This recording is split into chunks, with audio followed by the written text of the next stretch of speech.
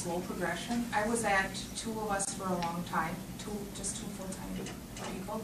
But I kind of look what was my wheelhouse. So was it education? Was it evaluation? You know, I had to, there are like a few things like from a content standpoint that were on my checklist. Was it close? Was it a 3 or 5 year contract? That's one thing I love. I don't chase every 6 months after a new contract. Most of mine are 3 to 5 years, so I have some nice organizational stability. I'm not always in bid mode. So some of it depends on your clientele and your bids, you know, how you put out bids. When does this, do a couple of your 3-year projects end all the same year? You know, you got to be thinking ahead.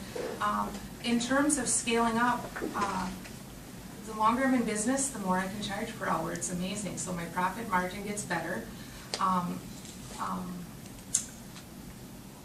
If I can get a few specialists in, I'd get someone who deals with career and technical education. That's all they do in higher ed.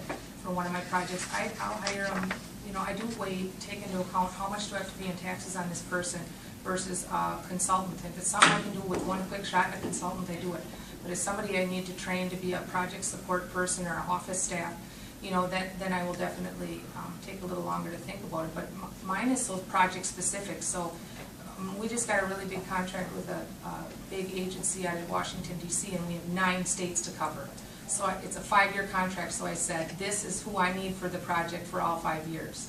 So you have some stability, then it's not yes. where you have to just bring somebody in and make sure from month to month you're generating enough income to cover that. So if I'm a contractor and I work for Spancrete, or I try to, sometimes I'll subcontract with a prime, because a lot of times, I don't want to live in Washington, D.C. I'll find big primes to work with, and because I'm a woman, minority-owned business, you know, that also helps because that counts for points for things, right? Veteran, disabled, those certifications. But then when I try to find big organizations that always get the work, and then I say, okay, how do I market myself to those primes? Because I don't want to be necessarily always a prime.